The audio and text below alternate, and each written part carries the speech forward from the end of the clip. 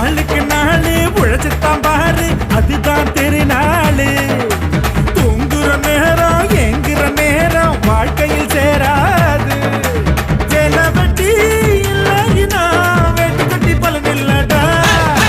வாய கட்டி வைத்து கட்டி சேர்த்த பணம் உனக்கு இல்லடா